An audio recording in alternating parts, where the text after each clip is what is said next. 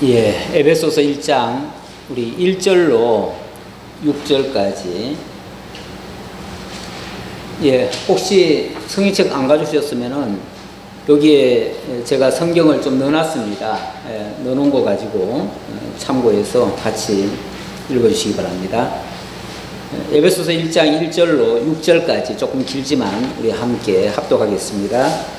하나님의 뜻으로 말미암아 그리스도 예수의 사도된 바울은 에베소에 있는 성도들과 그리스도 예수 안에 있는 신실한 자들에게 편지하노니, 하나님 우리 아버지와 주 예수 그리스도로부터 은혜와 평강이 너희에게 있을지어다.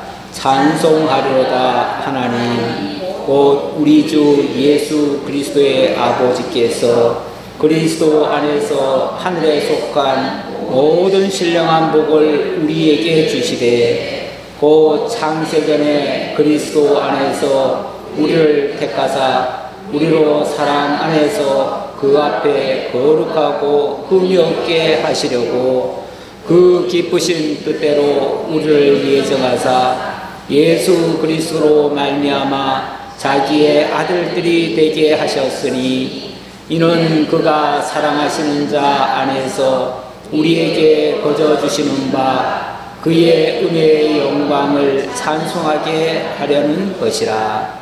아멘. 예. 우리 권사님 기도하시는데 문득 생각나는 게 있어요. 지금 사실 세상은 참 요란스럽습니다. 지금 굉장히 힘든 계절이에요. 뭐 태풍은 지나갔습니다만은 여러모로 태풍 같은 일들이 세상에 많이 일어나고 있어요. 그것 때문에 때로는 우리 성도들까지도 흔들릴 수가 있어요. 그러나 아무리 비바람이 몰아치고 태풍이 몰아쳐도 정말 뿌리 깊은 나무는 흔들림이 없습니다. 물론 뭐 이파리는 흔들릴 수 있겠지만 근본적으로 뿌리가 깊이 박혀 있는 나무는 흔들리지 않습니다. 오늘날 사실 교계도 지금 굉장히 뭐 한국 교회는 지금 사실 위기에 거의 뭐 절정에 지금 도달해 있습니다. 그만큼 위태위태한 그런 상황에 놓여 있는데, 그러나 이럴 때일수록 근본 교회가 무엇인가를 우리가 알면은 그런 현실적인 교회의 모습 때문에 우리가 낙망하고 절망할 일은 없을 것입니다. 왜냐하면 영원한 교회는 정말 그 뿌리가 뭐 우리가 측량할 수 없는 그런 깊은 뿌리를 받고 있고요. 그건 영원 때로부터 시작된 거예요. 우리 아까 오면서 보니까 영흥교회, 바로 이 지역에 있는, 요 앞에 있는 영흥교회가 뭐 1893년인가 그때 창립이 되었다 이렇게 적혀 있어요. 그걸 보면서 정말 뿌리 깊은 교회죠. 한국 교회로 봤을 때는. 그래봤자 사실은 100년밖에 안 됐지만 우리가 말하고자 하는 원형적인 교회는 그 뿌리가 영원전으로 거슬러 올라갑니다. 그 교회야말로 진짜 창립이라고 말할 수가 있고요. 사실 이 지역에 지어져 있는 저런 교회의 모습은 창립이라는 용어는 사실은 쓸 수가 없어요. 창립이라고 하는 것은 이 세상에 처음 나온 것을 창립이라고 해요. 처음 나온 것을 창립이라고 하는데, 우리는 이미 창립된 교회를 각 지역에 세우는 거예요. 세운다 해가지고 뭐라고 그러냐면은 시작이 아니고 세운다 해가지고 설립, 그렇게 얘기를 해요. 설립. 그래서 사실은 창립이라는 용어를 쓸 수가 없는데, 창립이라는 용어는 영원한 교회에 해당되는 얘기고, 그 영원한 교회는 이미 세워졌고요. 한국 교회가 어떤 모양을 띠든지 간에 그 교회는 영원 불변입니다.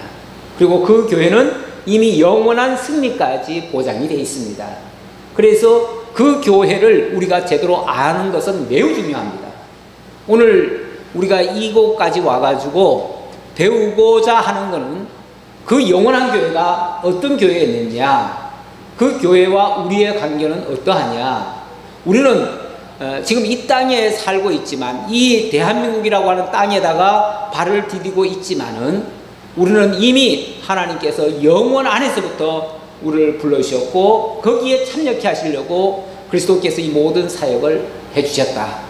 그걸 지금 우리가 깨닫고 가는 겁니다. 그걸 깨닫으면은 세상이야 뭐 파도를 치든 뭐 태산이 무너지든 뭐 하늘이 솟구치든 땅이 꺼지든 아무 상관없다 그 말이에요. 아무 상관없이 우리는 불변하시는 그 진리의 말씀 속에서 정말 뿌리 깊은 나무처럼 흔들림 없는 그러한 것을 우리가 깨닫고 힘을 얻을 수가 있는 거죠.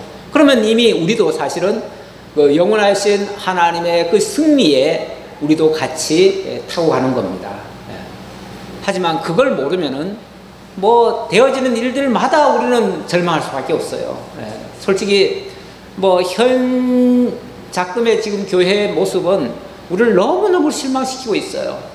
뭐 때로는 목사가 창피해가지고 어디 가서 목사란 말을 못할 정도로 고개를 못 쳐들 정도로 뭐 그나마 교회에서는 조금 인정을 받고 있지만은 밖에 나가면 목사는 아예 그냥 저 아주 핫바리로 봅니다. 이제는 시대가 그렇게 돼버렸어요. 어쩌다가 교회가 이 모양 이 꼴로 바뀌었는가? 이거는 그 교회관에 대한 잘못된 시각으로 이게 탈바꿈이 되어져서 그렇다. 그리고 그 내면에 들어가 보면은 이 하나님에 대한 하나님의 근본 뜻을 곡해를 했거나 하나님의 의도를 잘 몰라가지고 이 교회에게 주어진 하나님의 큰 권세를 자기 유익의 재료로 삼거나 악한 일에 동원해가지고 결국 교회를 망가뜨려 버린 거죠. 교회의 근본 뜻을 완전히 변질을 시켜버린 거죠. 그래가지고 이 하나님의 그 원형적인 교회를 완전히 부끄럽게 만들어 버린 거예요. 그래서 지금은 자랑도 못하게끔 이렇게 만들어 놨는데 실제 교회는 그렇지는 않습니다. 지금의 우리가 보고 있는 한국 교회의 일부의 모습은 너무나 많이 탈선된 모습, 변형된 모습. 그래서 우리가 더 근원적인 교회가 어떤 교회인가를 알아야 되는데 우리 에베소서는 정말 그런 교회의 모습, 그 원형적인 교회의 모습을 우리들에게 다시 한번 일깨워주는 그런 말씀이 되겠습니다. 제가 개회 예배 때도 말씀드렸지만 뭐 제가 오늘 이 시간과 요 잠깐 쉬고 또 1시간 정도 더 하겠습니다. 원래는 그냥 1시간만 하고 말까 했는데 그것마저 안 하면은 시간이 전혀 없어요. 그래서 지금부터 2시간을 하고요. 그리고 내일은 1시간밖에 안 남았습니다. 그러니까 결국은 총 3시간 만에 이걸 다 해야 되는데 뭐 지금 우리가 평소에 하는 습관대로 하면은 이거는 정말 적어도 몇 달은 가야 됩니다. 몇 달은 가야 되고요. 제가 옛날에 그 배경희 목사님이라고 하는 분을 굉장히 제가 좀 존경하고 한때 따랐었거든요. 근데 그분 같은 경우는요, 이 에베소서 1장 1절부터 3절까지를 한 석 달간을 하셨어요. 매주. 왜냐하면 그 말씀 하나하나에서 얼마나 깊은 의미가 담겨 있는지 그분 표현에 의하면은 이거는 뭐 정말 파도 계속 보화가 나오니까 이걸 안 팔 수도 없고 보화를 뻔히 보면서 그냥 흘려버릴 수가 없다 그 말이에요. 그러니까 너무나 깊은 정말 보화 같은 진리가 이 소개만 해도 1장 1절로 지금은 저는 6절까지 읽었는데 1장 2절 1, 2절에서만 해도 그렇게 많고 3, 4절에 또 많고 5, 6절에는 더 많고 가면 갈수록 점점 더 그 깊은 진리가 담겨져 있더라는 거죠. 그래서 이거를 뭐 아주 차근차근 하려고 하면은 정말 적어도 몇 달은 두고 가야 될 것 같은데 도저히 그렇게는 안 되고요. 그래서 제가 오늘은 어찌 보면 문제만 던져드리고 여러분들이 막 숟가락 들고 덤벼 들어가지고 파먹으면은 여러분들 것이 될 것이고 정말 안 그러면은 그냥 흘러 지나가는 그야말로 저하고 나하고 무슨 상관 있나 하는 전혀 무관한 그런 말씀으로 들려줄 수도 있는 약간의 그런 양극단의 모습이 보일 수도 있다. 그래서 엄청나게 오늘 은혜로 깨달을 수도 있고 아니면은 참 신고도 이렇게 신고한 게 있나 싶을 정도로 그렇게 허망하게 가실 수도 있고, 그거는 여러분들의 실력입니다. 그래서 여러분들이 나중에 은혜를 못 받았다 하면은 전적으로 여러분 책임이라는 것을 미리 말씀을 드리고, 저는 책임 안 지겠다, 여기에 대해서. 그래서 여러분들이 정말 덤벼들어서 이 말씀을 잡수시라는 말씀을 드리고 이제 보도록 하겠습니다. 자, 하나님의 뜻으로 말미암아 그리스도 예수의 사도된 바울은, 보세요, 첫 마디부터 벌써 하나님의 뜻 나오잖아요. 이 바울이 사도가 된 것, 바울이 사도가 된 것은 전적인 하나님의 뜻이었다. 제가 오늘 개회 예배 때 그 배경 설명을 조금 드렸습니다. 이 에베소 교회라는 곳이 어떻게 시작이 되었고, 그 교회에 바울은 어떤 역할을 했는가를 잠깐 설명을 드렸는데, 바울은 2차 전도여행 때 한번 들렸다가 잠깐 브리스길라와 아굴라 부부를 떨궈 놓고, 그리고 3차 전도여행 때 다시 와가지고 여기서 체계적으로 말씀을 가르쳤다. 거기까지 말씀드렸어요. 그런데 바울이 복음을 전할 때에 다 아멘으로 다 받아들였느냐? 그렇지는 않았다. 오히려 처음에 석 달 동안 집중 강의를 했는데 거부하고 대적하는 자들도 생겼다.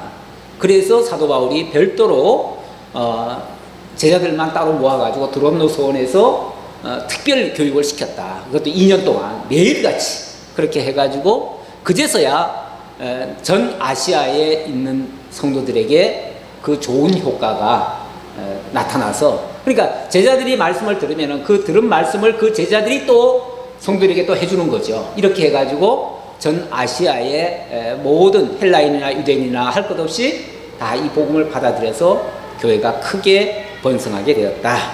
자, 여기에 바울이 지금 이 복음을 전하고 있습니다. 전하는데 바울이 전하는 이 복음이 얼마나 정당하고 얼마나 합당한가를 증명하려면 그가 사도인 것이 증명이 돼야 돼요.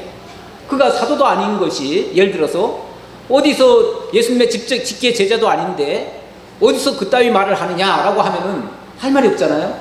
할 말이 없는데 바울은 바로 하나님의 뜻으로 말미암아 그리스도 예수의 사도가 되었다. 사도라는 말은 원래가 직접 예수님이 불러서 세운 자예요. 근데 사도 바울 같은 경우는 예수님을 직접 만난 적이 없잖아요. 만난 적이 없어요. 예수님의 직계 제자가 아니에요. 그런데 어떻게 사도가 되느냐라고 한다면은 예수님의 제자 중에 가룟 유다라는 사람이 거리가 됐죠. 떨어져 나갔고, 그리고 나서 이 바울은 예수를 핍박하던 자 중에 하나였습니다. 핍박도 그것 아주 가장 극렬하게 핍박을 했습니다. 지금 저 IS 국가 만들어 놓은 그 지역에, 그게 다마스커스의 역인데요. 그 지역까지 사도 바울이 쫓아가가지고 예수 믿는 사람들, 지금도 거기 예수 믿는 사람들이 있어요. 다메섹에는, 다마스커스에는 있는데 그 지역까지 쫓아가가지고 예수 믿는 사람들을 잡아다가 죽이던 일을 했던 사람입니다. 그런데 예수님이, 부활하신 예수님이 나타나셔가지고 사울아 사울아 네가 어찌하여 나를 핍박하느냐 하시면서, 이제부터 너는 나를 이방인에게 전하기 위해서 내가 세운 사도다. 내가 너를 이제 이방인을 위해서 세웠노라. 그러니까 너는 이방 땅으로 가서 나를 전하다가 막말로 죽어라. 그 얘기예요. 나를 이방 땅에 전하다가 너는 죽어라. 그게 너의 사명이다 라고 알려준 겁니다. 그때부터 바로 이 바울은 사도가 되었습니다. 그리스도 예수의 사도가 되었습니다. 자, 그 얘기고요. 에베소에 있는 성도들과 그리스도 예수 안에 있는 신실한 자들에게 편지하노니, 이 에베소의 시작과 끝을 장식하는 장면이요, 시작에는 그리스도 예수 안에 있는 신실한 자들에게 이 편지를 한다. 그러니까 이게 아무나 이 말씀 받을 말씀이 아니라는 거예요. 누구만 받을 수 있냐면 그리스도 예수 안에서 신실한 자들, 그야말로 하나님을 전적으로 의뢰하는 자들, 그런 자들이 이 말씀을 받을 대상이다. 그리고 이 요한 에베소서의 마지막 끝에도 보면은 그리스도 예수를 변함없이 사랑하는 자들에게, 이 축복을 하는 그런 장면으로 끝을 맺습니다. 그래서 그리스도 예수 안에서 신실하고 변함없이 사랑하는 자들, 그들이 이 말씀의 주된 대상이다.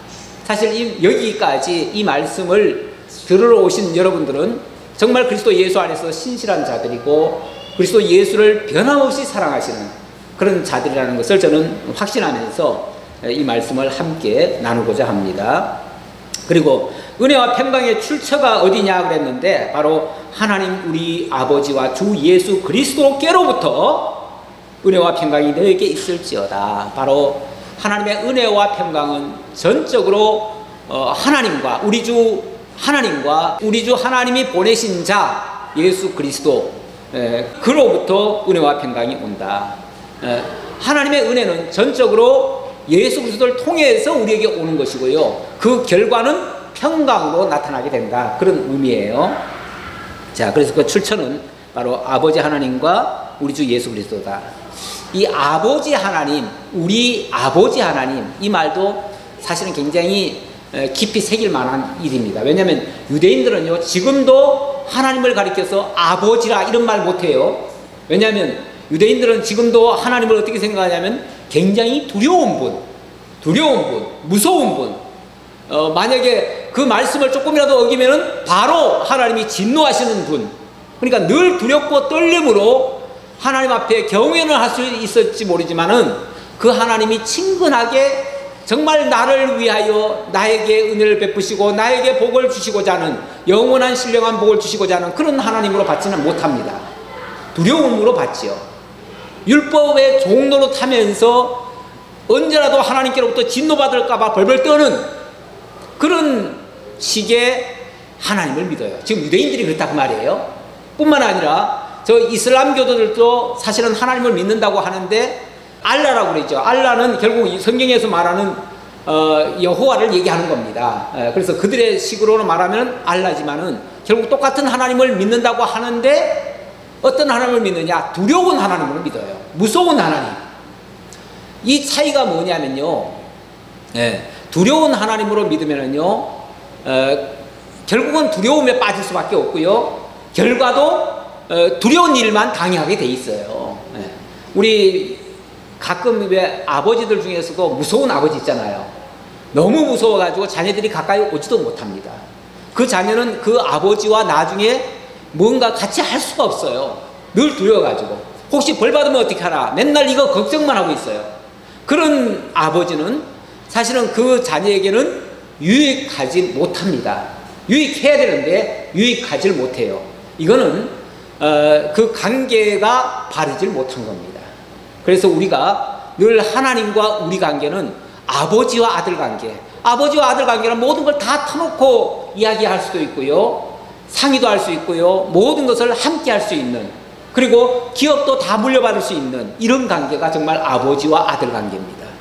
정말 이런 관계로 우리를 세워주신다.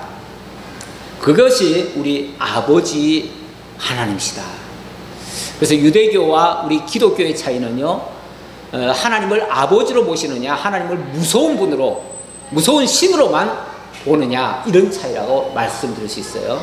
우리는 하나님이 바로 남의 아버지도 아니고요, 바로 우리 아버지다. 우리라고 하는 것은 이 교회를 두고 하는 말입니다. 이 교회를 구성하고 있는 하나님의 택한 백성들의 모두의 아버지다. 결국은 나의 아버지예요. 나의 아버지. 이렇게 친밀하신 분. 자, 그런 분을 이제부터 이야기를 하려고 하는데, 이야기하는 첫 마디는 뭐죠? 찬송하리로다. 찬송하리로다. 먼저 하나님을 이야기하려고 하니까 내 입술 속에서 찬송부터 터져나온다는 거죠. 찬송하리로다. 이건 찬송할 것이다 라는 표현인데, 찬송할 수밖에 없다라고 하는 그런 확정적인 말씀이에요. 하나님을 생각할 적마다 우리가 찬송을 아니할 수 없다, 이런 말이죠. 그게 찬송하리로다예요. 예. 하나님 곧 우리 주 예수 그리스도의 아버지께서 왜 찬송할 수밖에 없냐 하면, 그분이 바로 우리 주 예수 그리스도의 아버지신데 그리스도 안에서 하늘에 속한 모든 신령한 복을 우리에게 주시되, 모든 신령한 복, 그 하나님이 갖고 계신 어마어마한, 사실은 뭐 우리 하나님이 천하를 다 지으시고 그거를 인간에게 사실은 주신 거 아니에요? 처음 창조 때부터 주셨는데, 그 모든 것을 주셨는데 사실은 우리가 그것을 받을 만한 자격도 안 됐고요. 또 그걸 받아가지고 제대로 누리지도 못하고 그만 악한 사단에게 속아가지고 어찌 보면 그 복을 잃어버렸어요. 그런 상황에 놓여 있었는데, 하나님께서 그것을 다시 이제 우리들에게 회복하게 하시고, 뿐만 아니라 거기서 그치는 것이 아니라, 그것도 엄청난 복이긴 한데 거기서 그치는 것이 아니라 신령한 복이라고 그랬습니다. 신령한 복. 자, 내가 이렇게 되면 자꾸 내가 설명 다 해버리는데 나 오늘 결심하고 설명 안 하려고 지금 그래도 이제 서두니까, 서두는 설명을 안 할 수가 없지요. 설명을 좀 하고 넘어갑시다. 그래도 자, 신령한 복, 신령한 복을 주시되, 이 신령한 복에 대해서 제가 거기다가 좀 써붙여 놨습니다. 신령한 복의 의미가 무엇인가를 좀 얘기하려고 하는데, 여러분 성경 가지고는 계시죠? 다. 우리 베드로전서 1장 3절 한번 보실래요? 베드로전서 1장 3절. 누가 한번 찾으셨으면 읽어봐요. 예. 우리 주 예수 그리스도의 아버지 하나님을 찬송하리로다. 그의 많으신 긍휼대로 예수 그리스도를 죽은 자 가운데서 부활하게 하심으로 말미암아 우리를 거듭나게 하사 산 소망이 있게 하시며, 계속. 썩지 않고 더럽지 않고 새하지 아니하는 유업을 있게 하시나니 곧 너희를 위하여 하늘에 간직하신 것이라. 너희를 위하여 하늘에 간직하신 것, 이 세상에 무엇을 얘기하는 게 아니라 하늘에 속한 거, 하늘에 속한 거니까 이거를 산 소망이라고 얘기를 하면서 썩지도 않고 더럽지도 않고 새하지도 아니하는 유업. 이건 유업이라고 하는 거는 물려주려고, 사실은 아버지가 자녀에게 물려주려고 준비해 놓은 것이 유업이죠. 그 유업을 우리에게 주시는 건데, 이거는 하늘에 간직하신 것이다. 이것이 신령한 복이에요. 그러니까 이 세상에 있는 어떤 복이 아니에요. 많은 사람들이 예수 믿고 자꾸 이제 영혼만 구원을 받아서 천국 가고 나머지는 이 땅에서 복을 누리는 거, 그것만을 자꾸 기대를 하고 그것만을 추구를 해요. 제가 거기 각주에다가 뭘 하나 써놨는데요. 그 휴암 스님이라는 사람이 그 불교도들한테 이런 말을 했다고 그래요. 예, 이 복에 환장한 불교인들아, 이렇게 일가를 했는데, 왜 그러냐면, 너희들의 스승은 진리를 찾겠다고 왕자와 왕궁을 버리고 수도 정진을 위해서 고난의 길을 걸어갔는데, 너희는 그 스승의 이름을 부르면서 그 스승이 버린 것을 구하고 있구나. 이 복에 환장한 불교인들아, 이렇게 얘기를 했다는데, 이 말을 기독교에다가 그대로 갖다가 대입을 하면 어떻게 되죠? 이 복에 환장한 기독교인들아 이런 이제 표현이 되죠. 그러면서 예수께서는 너희를 구원하겠다고 하늘 보좌까지 버리고 낮고 천한 마구간까지 내려와서 십자가의 대속의 죽음으로 희생까지 하셨는데, 너희는 지금 그 십자가 앞에서 예수의 이름을 부르면서 무엇을 구하고 있느냐, 이런 표현이 됩니다. 사실 불교인이나 기독교인이나 기도하는 모습은 별반 다르질 않아요. 똑같아요. 특히 그 입시철 되면은 자녀들을 위해서 기도하는데 계속 그것만 합격시켜달라고, 내 아들 합격시켜주고 내 딸 합격시켜주고 내 딸 좋은 데 가게 해달라, 돈 많이 벌게 해달라, 맨날 구하는 게 그런 거잖아요.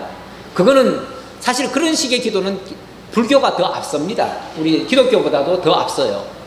그래서 그들이 더 많이 그렇게 기도를 하고, 실제로 또 그들 간증 들어보면, 그들도 간증하거든요. 불교인들도 간증 들어보면 복 받았다는 소리 많이 합니다.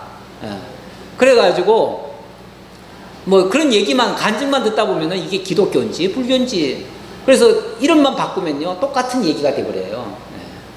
진짜 부처도요 원래는 그 왕궁의 왕자였어요. 그렇죠? 왕자가 이 생로병사의 그 고통을 느끼고는 어떻게 하면 이 문제를 해결할까 해가지고, 어떻게 하면 중생을 구제할까 해가지고 자기가 손수 나와가지고 정말 별의별 고생 다 해가면서 수도행진한 거 아니에요? 그래서 터득했다라고 발표한 게 결국 불교의 진리인데, 그 제자들 되는 사람들이 그 부처 이름을 들먹여가면서 복 달라고 하니까 정반대잖아요. 우리 기독교도 사실은 우리 주 예수 그리스도가 바로 그런 모습으로 우리에게 다가오셨는데, 우리가 그것만을 추구한다면은, 다시 말하면 세상적인 복만을 추구한다면은 이건 뭔가 잘못됐다는 거죠. 그래서 신령한 복이 그만큼 중요하다. 우리 기독교가 추구하는 것은 신령한 복이지 육신적인 복을 얘기하는 건 아니다. 그런데 이 신령한 복을 추구하고 가는데 하나님께서는 신령한 복만 준비하신 것이 아니라 육신적인 복까지 더하여 주시리라, 이렇게 말씀하셨기 때문에 우리는 신령한 복을 추구하고 그걸 따라가다 보면, 그 길로 가다 보면은 틀림없이 하나님께서 세상적인 것도 아울러 더불어 주신다. 우리는 그 정도까지만 생각을 하셔야지, 그 이상 이거는 생각지 아니하고 육신적인 복만을 계속 추구해서는 안 된다라는 말씀을 또 한번 드려봅니다. 그 창세전에 그리스도 안에서 우리를 택하사 우리로 사랑 안에서 그 앞에 거룩하고 흠이 없게 하시려고 그 기쁘신 뜻대로 우리를 예정하사 예수 그리스도로 말미암아 자기의 아들들이 되게 하셨으니, 예수 그리스도 안에서 거룩하고 흠이 없게 해가지고 하나님의 아들들, 자기의 아들들이 되게 하셨다. 이게 하나님이 준비하신 신령한 복의 내용이다, 그 얘기예요. 그러면서 이는 그가 사랑하시는 자 안에서 우리에게 거저주시는 바 그의 은혜의 영광을 찬송하게 하려는 것이라. 그 예정의 목적은 결국 하나님 찬양하게 하려는 것이다. 예정의 동기가 뭐냐라고 했는데, 예정의 동기는 바로 하나님의 사랑입니다. 하나님의 사랑. 그래서 그가 사랑하시는 자 안에서 우리에게 거저주시는 바 그랬는데, 그 사랑이 근본 동기다.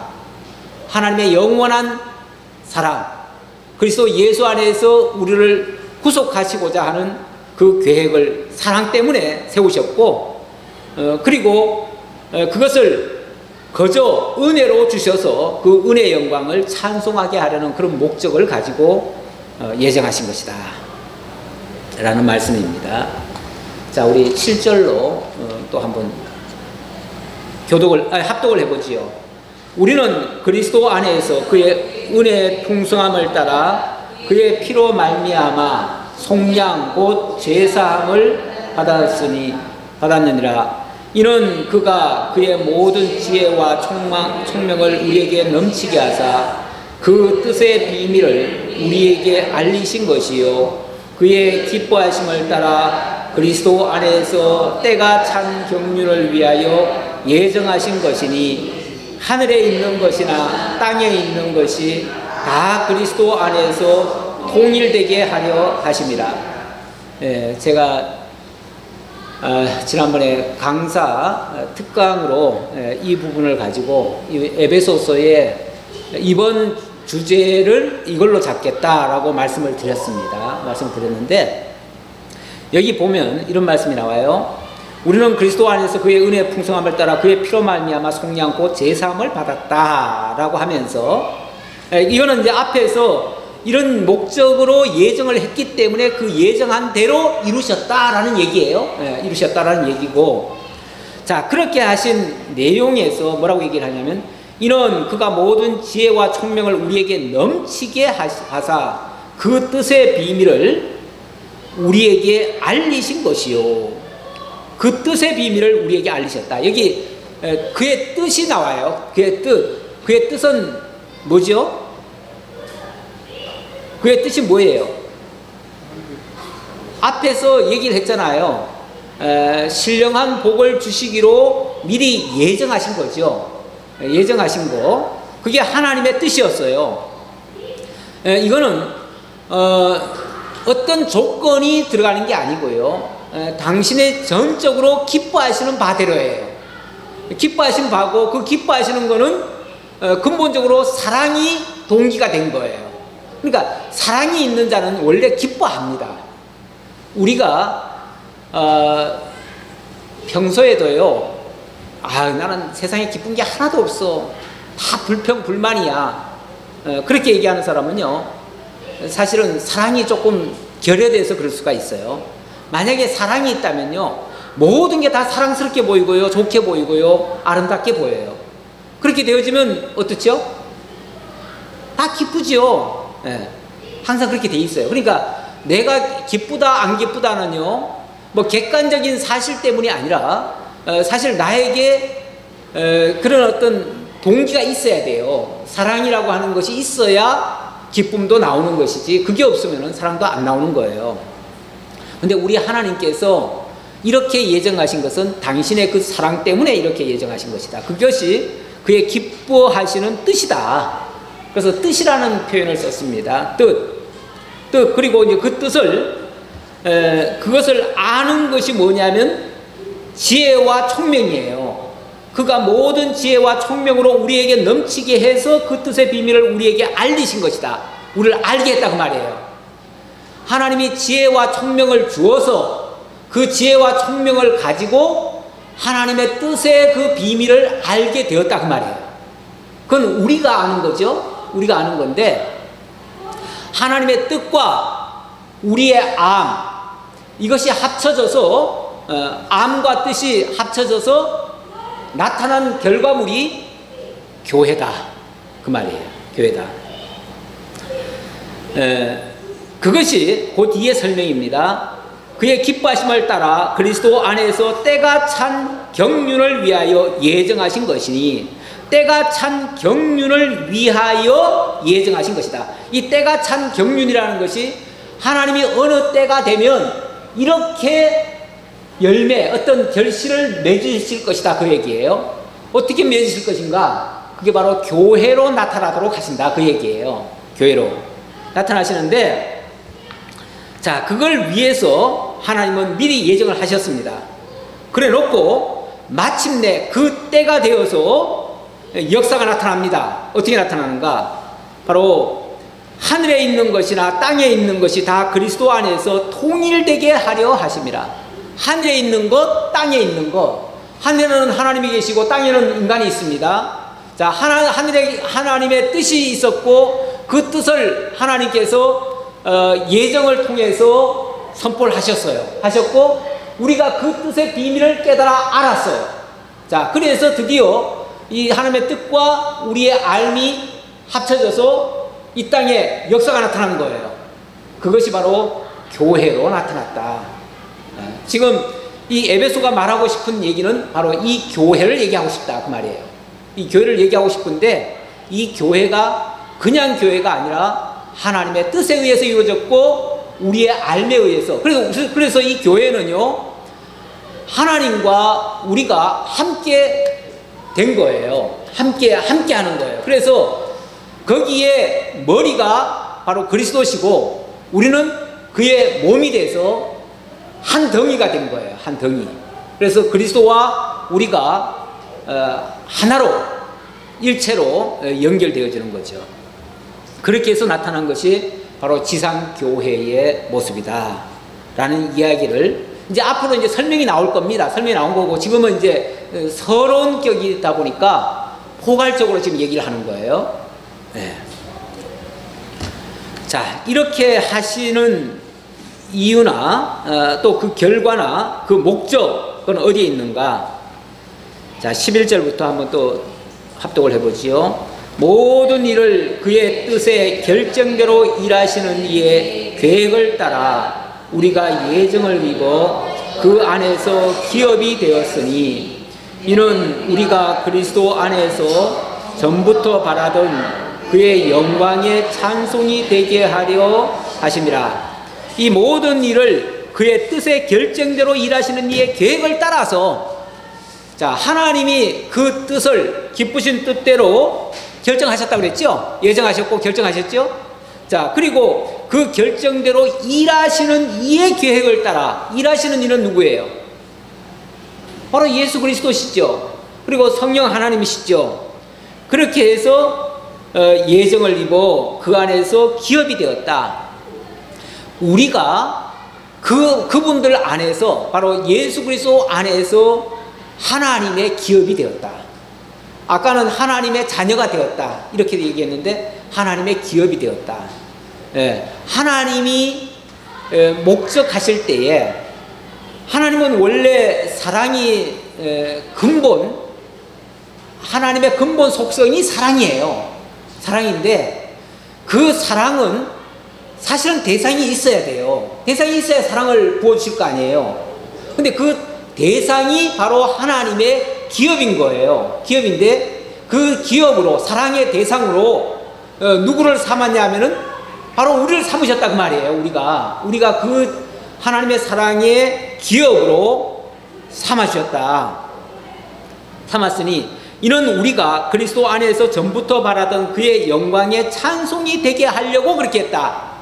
우리로 하여금 결국 영원토록 그분의 그 사랑과 그 은혜와 그 능력과 그 영광을 찬양하는 자로 만드시려고 그러면 뭐 하나님을 위해서 그렇게 했겠네요. 당연히 하나님을 위해서 했겠죠. 하나님 위해서 했는데 그러면 우리는 그러면 하나님만 위해서 일하는 자고 우리는 그러면 아무것도 유익이 없겠네요. 우리는 그냥 종이겠네요.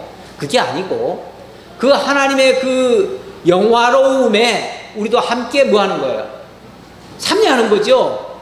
함께 참여하니까 함께 그 영광을 누리게 되고 함께 기쁨을 얻게 되고 함께 하나님의 은혜에 그 은혜 바다에 빠지는 거죠. 이렇게 우리도 함께 그 은혜 속에 들어가게 된다. 자, 그래 놓고 그래서 이거는 전적으로 바로 결정하시는 이의 계획을 따라 이거는 예수 그리스도를 통해서 이루어진다 그 얘기예요. 예수 그리스도를 통해서 이루어진다.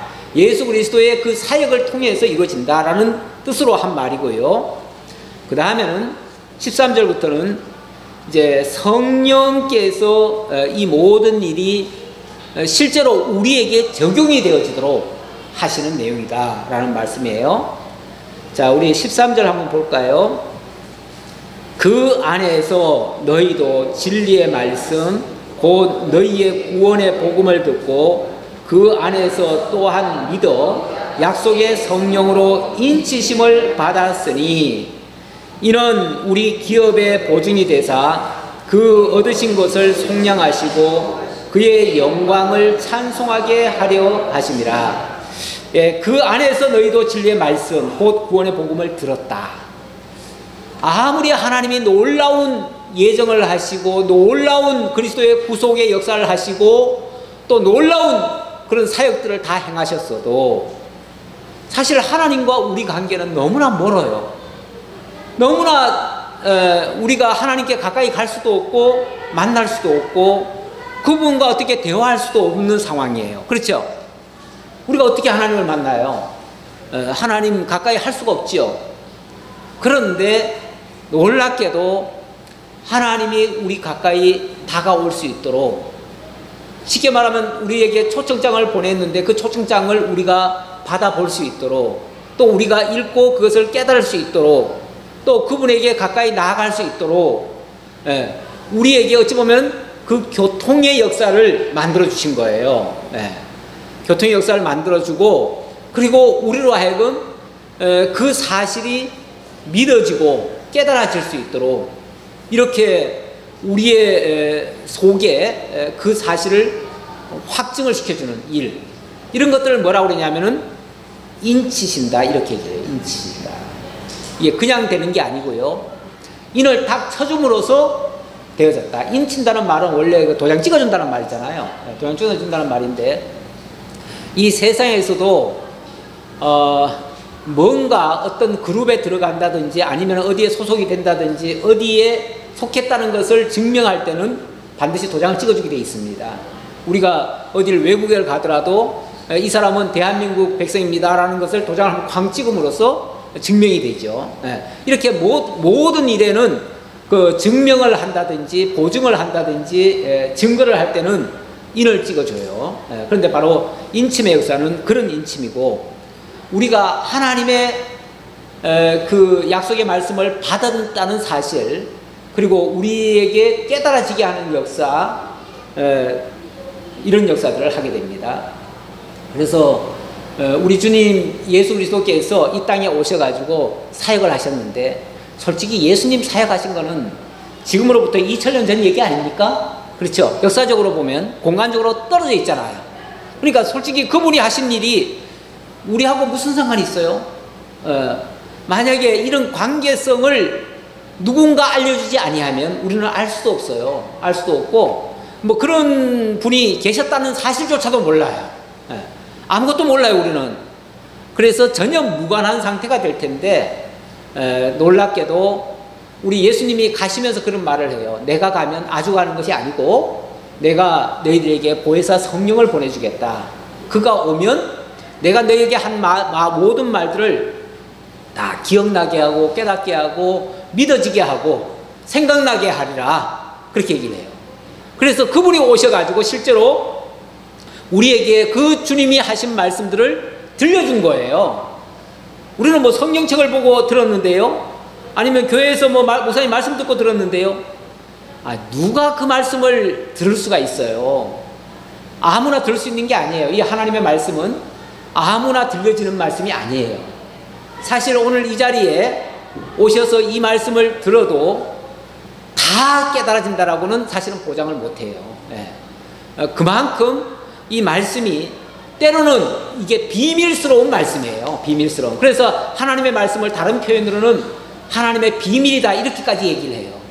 그거는 정말 들을 수 있는 자에게만 들리고 그렇지 않은 자에게는 이 소리 자체가 무슨 소리인지를 못 알아들어요. 그리고 우리하고 무슨 상관이 있는가 해가지고 아예 귀를 닫아버려요. 사실 이 말씀이라는 게요, 지난번에 제가 예비 특강을 한번 했잖아요. 하고 나서 그때까지 성경을, 이 에베소서를 한 번씩 안 읽어보신 분들이 많더라고요. 그러니까 예배 끝나고 나서 우리 여기서라도 읽고 가야지, 안 그러면 못 읽겠다 싶어가지고 한 번씩 싹 읽었어요. 읽고 나서 그때 이제 아이들까지 같이 있어가지고 아이들도 같이 읽었어요. 한 절 한 절 같이 다 읽어서 같이 읽어보니까 사실은 뭐 1시간도 안 돼서 다 읽어버리더라고요. 그렇죠? 뭐 읽으니까 금방 읽어요. 그렇게 쉬운 걸 갖다가 그렇게 어렵게 아직까지도 혹시 안 읽으신 분들이 있을 수도 있어요. 왜냐하면 이게 어렵기로 말하면요, 몇 시간 영화 보는 것보다 더 지겨워요. 힘들기로 말하면 그래요. 근데 또 쉽기로 말하면요, 읽어보면 또 아무것도 아닌 말씀일 수도 있어요. 그렇게 또 간단하게 또 들려주고 쉬운 말씀이기도 해요. 그러니까 이거는 그야말로 은혜 있는 사람과 은혜 밖에 있는 사람의 차이일 수도 있어요. 어쨌든 그렇게 다 읽고 나서, 자, 이렇게 같이 읽었으니 우리 읽은 것 중에서 정말 이 말씀 속에서 남는 거, 깨달아지는 거, 자기가 또 이 말씀을 통해서 하고 싶은 말이 있으면 한마디씩 하라고 그랬더니 역시 아이들은 아이들 수준에서 얘기를 하더라고요.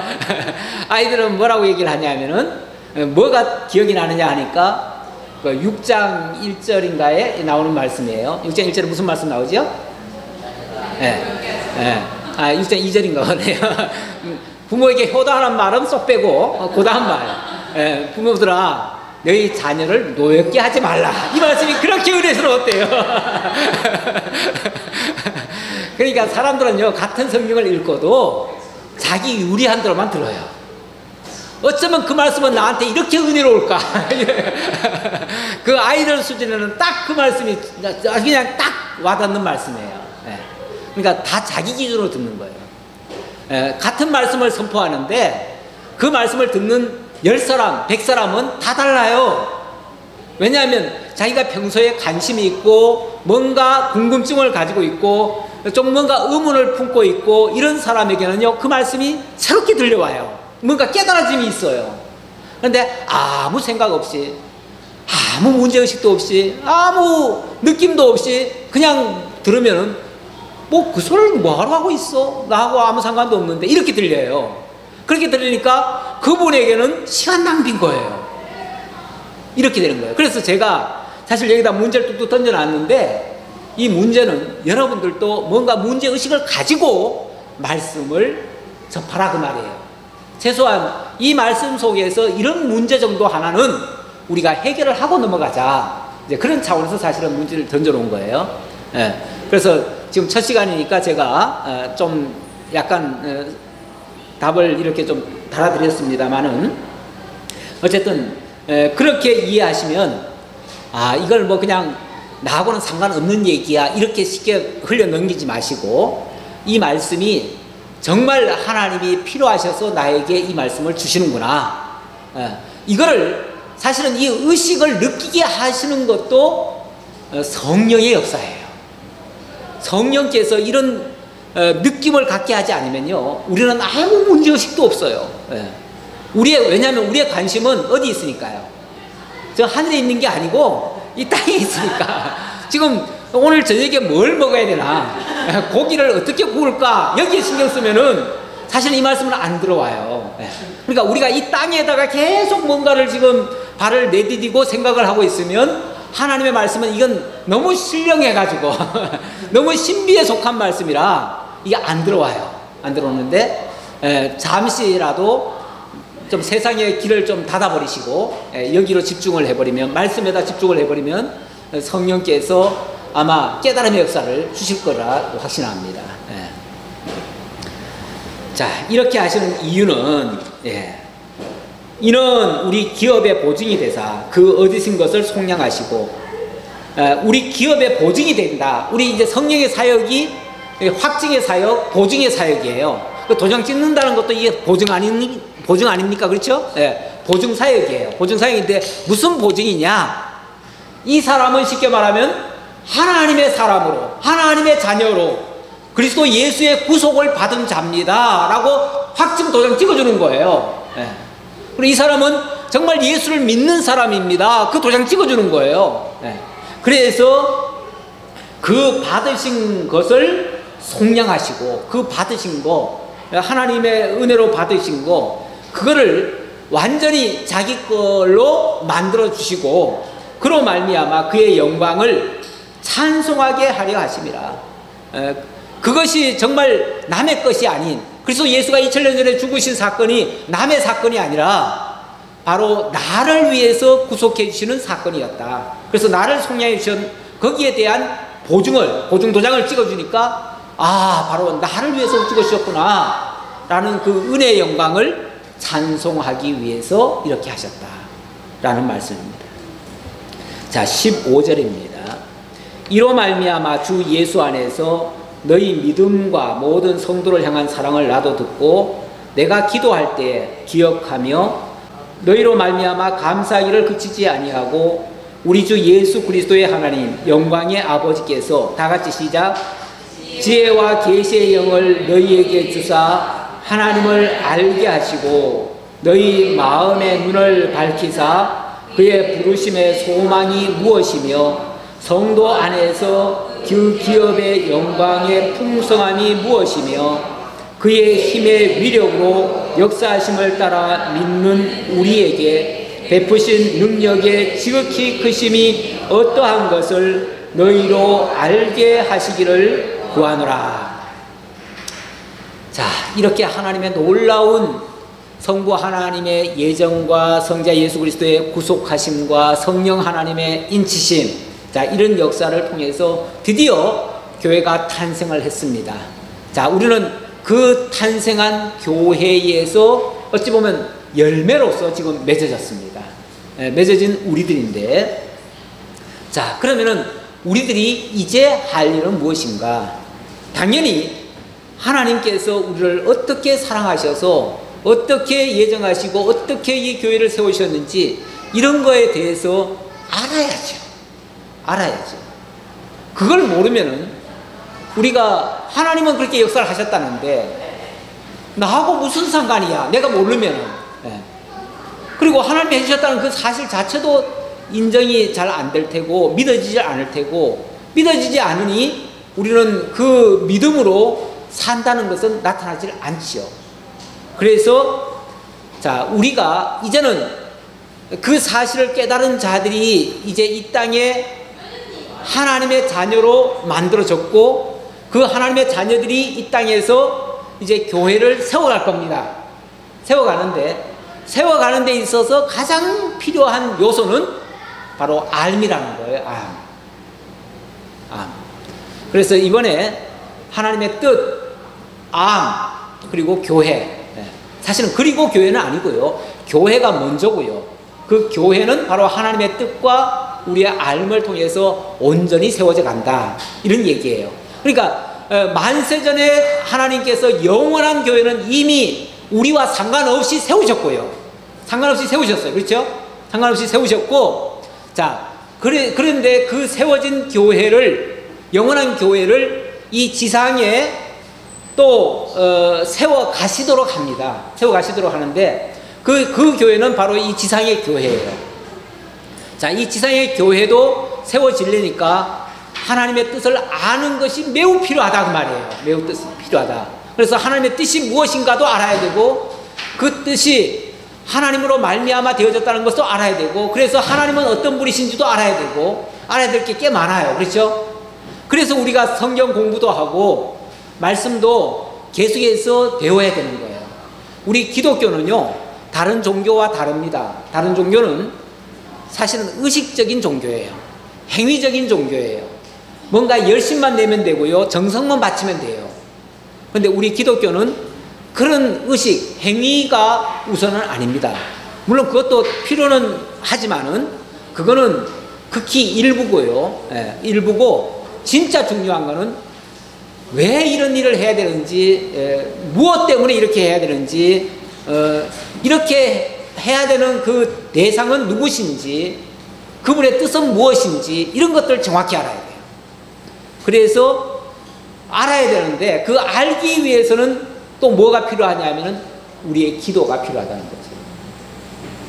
그러니까 아까도 그 복 얘기하다가 잠깐 빗나갔었는데, 이 세상적인 어떤 복을 추구하기 위해서가 아니라 그 신령한 복, 하나님의 그 예정하신 복, 예정하신 하나님의 뜻, 그런 것들을 알기 위해서는 꼭 기도가 필요하다는 거예요. 그래서 기도라고 하는 거, 우리 성도들에게 있어서 이 교회를 세워가는 데 있어서 필요한 요소입니다. 요소 중에 하나인데, 어떻게 기도할 것인가를 쭉 얘기를 했습니다. 그리고 무엇을 구할 것인가, 여기서는 철저하게 지혜와 계시의 영을 너희에게 주사 하나님을 알게 하시고 너희 마음의 눈을 밝히사 그의 부르심의 소망이 무엇이며 성도 안에서 그 기업의 영광의 풍성함이 무엇이며 그의 힘의 위력으로 역사하심을 따라 믿는 우리에게 베푸신 지극히 능력의 크심이 어떠한 것을 알게 하시기를 구한다 그랬습니다. 자, 우리가 이런 것들을 기도의 내용으로 담는 것이 마땅하다 그 말이에요. 자, 그 다음 20절로 23절, 그러한 교회가 어떤 교회인가, 그렇게 해서 세워지는 교회가 어떤 교회여야 되는가, 그의 능력이 그리스도 안에서 역사하사 죽은 자들 가운데서 다시 살리시고 하늘에서 자기의 오른편에 앉히사. 자, 이런 교회를 세우기 위해서 그리스도를 이렇게 했다 그 말이에요. 자, 그리스도를 어떻게 하셨는가, 이 땅에 오게 하셔서 죄와 사망 가운데 죽은 자들을 구원해 내시고, 그리고 당신은 하늘 보좌 우편에 오르셨어요. 부활 승천하셔서 오르셨어요. 모든 통치와 권세와 능력과 주권과 이 세상뿐 아니라 오는 세상에 일컫는 모든 이름 위에 뛰어나게 하시고, 그렇게 해서 우리 주 예수 그리스도가 정말 만왕의 왕 되심을 선포하셨다는 거예요. 또 만물을 그의 발 아래 복종하게 하시고 그를 만물 위에 교회의 머리로 삼으셨느니라. 교회의 머리로 삼으셨다. 우리 같은 성경을 가지고 이 복음을 전하는 교회 중에서 천주교회라는 데가 있습니다. 천주교회라는 데가 있는데, 천주교회는 교회의 머리가 교황이라고 합니다. 천주교와 우리의 차이는요, 우리는 교회의 머리를 예수 그리스도라고 합니다. 그리고 천주교는 교회의 머리는 바로 베드로다. 왜냐하면 예수님이 베드로 보고 이 반석 위에 내 교회를 세우리니 네가 기도하는 대로 하늘에서도 메이고 땅에서도 메인다, 이런 말을 해요. 그러니까 그 교회를 좌지우지할 수 있는 자가 바로 너다, 그렇게 받아들인 거예요. 근데 그 예수님이 말할 때 그 베드로라는 단어는요, 페트라예요. 페트라인데 원래 그 사람 인명을 얘기할 때는요 페트로스라고 해요. 그 남성 명사 페트로스라고 써야 맞는데, 페트라라고 한 것은 이건 중성명사예요. 이거는 사람을 얘기한 게 아니에요. 사람을 얘기한 게 아니라 진짜 반석을 얘기한 건데, 그 반석은 비유적으로 한 말이에요. 무슨 비유냐 하면은, 이 세상에 이 반석이라고 하는 단단한 곳에 건축이 되어져야 뭐가 되죠? 흔들리지 않는 집이 되잖아요. 그런 것처럼 진리의 반석 위에, 그리스도의 반석 위에 교회가 세워지는 거다, 그걸 얘기한 거예요. 그러면서 고린도전서에 가보면은 이 반석은 누구라고 그래요? 이 반석은 그리스도시라, 이렇게 얘기를 해요. 결국은 반석이라고 비유한 거는 예수 그리스도를 가리킨 말이에요. 그래서 그리스도와 그리스도의 진리, 그리스도를 통해서 이루신 그 모든 역사가 바로 진리예요. 자, 그리스도와 그리스도의 아까 구속의 역사 있잖아요. 그 구속의 역사 위에 뭐가 세워진다? 교회가 세워진다, 그 말이에요. 교회가 세워지고 그 교회의 머리는 바로 그리스도시고, 우리는 당연히 뭐가 되죠? 그 머리에 붙어 있는 그의 지체들, 그의 몸이다, 그 말이에요. 그래서 이 교회, 이 지상의 교회는 바로 그리스도의 몸이다, 이렇게도 얘기할 수 있어요. 그리스도의 몸이다. 그리고 이 교회의 머리는 그리스도시다. 그래서 그리스도가 바로 우리의 왕이시고 통치자시고 우리의 모든 것을 이끌어 가시는 분이시다. 그래서 그분이 가시는 곳이면은 우리도 함께 있는 거예요, 거기 이미. 그러니까 그분이 천국 가셨으면 우리도 그 천국에 있는 것이고, 물론 그분이 망했다면 우리도 같이 망할 것이고, 근데 그분이 망할 리가 없잖아요. 그분은 이미 승리하셨고 영원한 천국을 하나님 보좌 우편에 앉으셨고 만왕의 왕이 되셨기 때문에 우리는 이미 그분과 함께, 몸이니까 같이 붙어가지고 그분과 함께 있다. 그 영광 속에 지금 이미 들어가 있다. 자, 그 얘기를 하는 거예요. 그러니까 이 교회야말로 얼마나 영광스러운 것이냐 라는 얘기예요. 예. 그러면서 교회는 그의 몸이니 만물 안에서 만물을 충만하게 하시는 이의 충만함이니라. 교회는 그의 몸이다. 바로 우리가 방금 말씀드렸고요. 만물 안에서 만물을 충만하게 하시는 이의 충만함이니라. 그러니까 이 만물을 충만하게 하시는 이가 그리스도시잖아요. 그 그리스도가 그 교회와 함께 있으니까 함께 있는 걸 충만하다고 얘기한 거예요. 결국 그리스도가 우리와 함께 계시고 그리스도의 모든 영광이 이 교회와 함께 있다. 그 얘기를 강조한 말씀입니다. 좀 쉬었다가 30분에 하도록 하겠습니다.